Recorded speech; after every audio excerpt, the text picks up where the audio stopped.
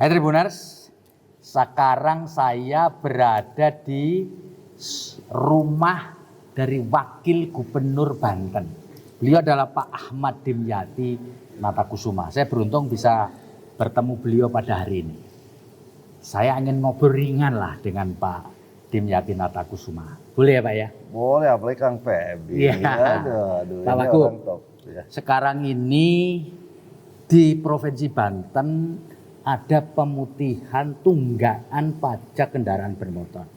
Hampir sama dengan Jawa Barat. Tapi pasti ada bedanya. Ya pasti beda dong. Bedanya apa Pak Wagub? Sana KDM, di sini Kang Dim. Ya, atau KDM. Ya. Ya, Dimyati Natakusuma. Itu Mr. Dim. Jadi jelas ada bedanya. Tapi banyak samanya. Ya.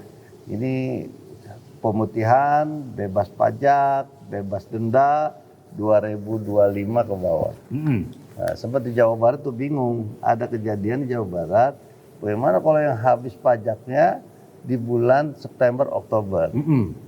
Kalau di Banten itu berlaku semua 2025, pokoknya bayar 2025 pajaknya sampai dengan 2026. Oh gitu. Pajaknya dari pajak PKB, pajak kendaraan bermotor. Terus dari jasara harja. Gimana itu penjelasannya? Itu kalau di Banten dibayarkan yang 2025 2026. Contoh motor 35.000 kali 2 berarti 2 tahun sampai 2026 itu 70.000. Nah, kalau di Jawa Barat yang saya dengar bayar tunggakan dendanya sebelum-sebelumnya. Khusus untuk jasara harjanya. Jasara harja. Jadi di Banten lebih murah. Nah, kalau saya mengajak yang di Jawa Barat pindah aja ke Banten. Karena Banten ini lebih murah, lebih panjang dan juga denda dan pajaknya itu gratis. Oke. Pak Wagub, kan ini juga ada namanya kemudahan dalam bea balik nama, ya kan? Tapi tentu untuk mengurangi risiko, itu apa yang dilakukan di Banten? Nah, yang namanya BBNKB balik nama kendaraan bermotor itu nggak lagi yang namanya masyarakat atau konsumen itu yang jemput atau ambil cabut berkas. Jadi petugas yang harus jemput bola. Sehingga yang namanya masyarakat cukup di samsat setempat. Ya.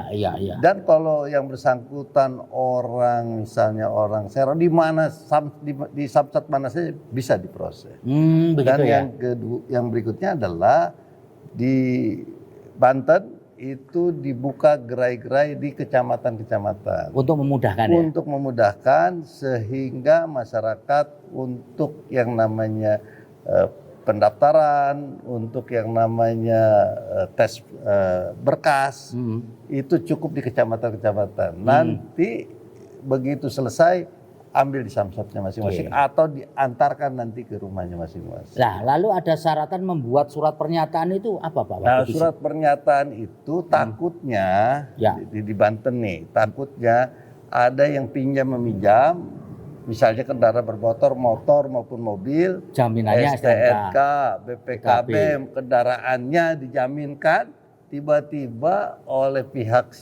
si penerima peminjam itu dibalik nama kepada nama peminjam itu. Maka akhirnya berubahlah kendaraan itu milik peminjam. Peminjam apa orang milik yang meminjamkan? Meminjamkan uang meminjamkan. Pihak kreditur lah gitu.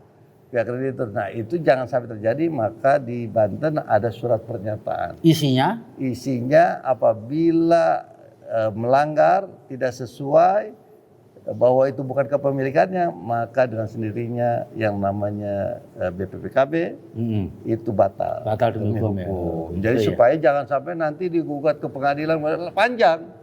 Akhirnya motor kendaraan itu menjadi menjadi tidak bertuat, sangat panjang sekali. Proses hukum kan panjang. Nah, maka dengan pernyataan itu bisa langsung dibatalkan. Itu supaya apa? Supaya menjamin kepemilikan kendaraan tersebut. Tadi ini pertanyaan terakhir ini. Selama mendapatkan amanah sebagai Wagub sejak 1 bulan yang lalu kira-kira, apa yang Pak Wagub rasakan? Waduh, ini luar biasa ya, memberikan tugas pemerintah itu sebetulnya security dan prosperity. Jadi yang namanya kenyamanan, kesejahteraan. Ya saya turun langsung kepada masyarakat dan masyarakat berharap banget bagaimana yang namanya Banten ini maju. Ya. Nah, maju itu ya. Yang kedua adalah Banten ini bagaimana membuat pemerataan. Pemerataan itu bukan sama rata, sama rasa. Jadi keadilan itu adalah kebutuhan di mana pedesaan itu yang lebih diutamakan dibandingkan perkotaan, karena pedesaan adalah daerah rural, perkotaan adalah daerah welfare. Maka rural inilah yang kita buat supaya welfare. Karena dan sekarang saya turun ke masyarakat, sebenarnya kunci pemerintah itu satu. Tidak boleh ada rumah yang tidak layak huni. Nah itu harus dilakukan. Kalau ada, berdosa nih. Seorang Dimyati ini berdosa menjadi pemimpin di Banten. Termasuk bupati wali kota, gubernur juga berdosa. Terus yang kedua, tidak boleh ada orang yang kelaparan. Kalau ada orang gara-gara pangan nggak bisa makan, itu berdosa jadi pemimpin. Yang ketiga, tidak boleh ada anak-anak sekolah yang putus sekolah. Bagaimana regenerasi ke depan ini harus bagus. Yang keempat, nggak boleh ada orang sakit tidak diurus, tidak diobati. Itu penting. Yang kelima, jangan sampai ada yang mati karena kelaparan. Kalau itu terjadi, mata Dimyati, mata pemimpin itu buta, kupingnya budak gitu. Nah, maka perlu yang namanya kerjasama tripartit. Tripartit itu adalah termasuk media sosial. Gitu ya, itu Pak. media sosial supaya betul bagaimana menjadi mata dan telinganya seorang pemimpin. Maka terima kasih nih ada Tribun.